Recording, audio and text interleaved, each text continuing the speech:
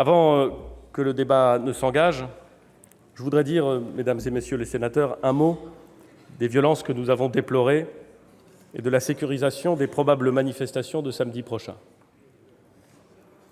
Mes premiers mots seront d'abord pour nos forces de l'ordre.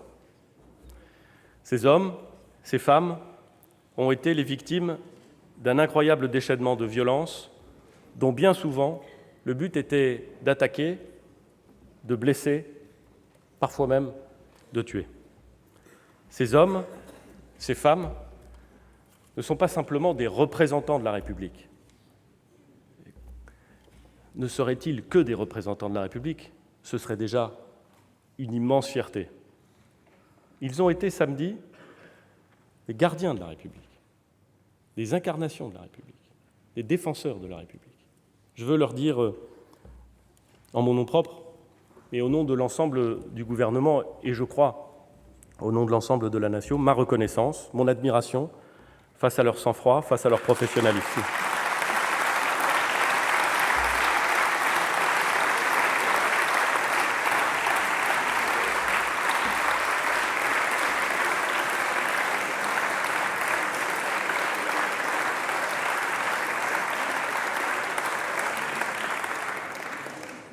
Permettez-moi de remercier également l'administration et les services judiciaires qui se sont mobilisés pour apporter des réponses pénales rapides et fermes aux délits commis samedi dernier.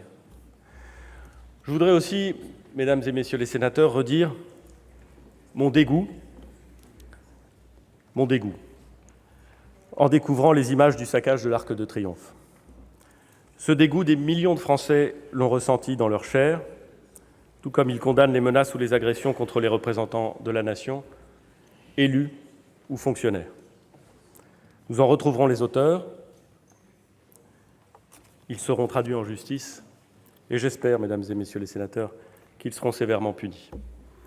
Depuis le début des contestations, nous n'avons jamais interdit de rassemblement.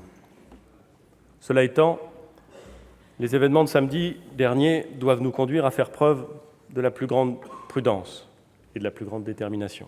C'est pourquoi le ministre de l'Intérieur a invité celles et ceux qui envisageaient de se rendre à Paris samedi prochain pour manifester à ne pas le faire. Il ne s'agit pas d'interdire de s'exprimer, mais bien d'éviter qu'ils soient pris au piège, d'une certaine façon, que leur tendent les casseurs.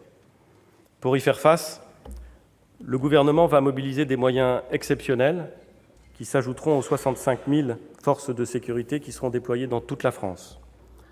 Nous continuerons à interpeller, à traduire en justice toute personne prise en flagrant délit de violence ou de dégradation. Nous continuerons à faire preuve de la plus grande fermeté. Nous nous battrons contre la haine et contre la violence qui s'exprime dans une incroyable violence. Mesdames et messieurs les sénateurs, dans la situation à laquelle nous faisons face, le devoir de lucidité s'impose à tous. Le devoir de responsabilité également.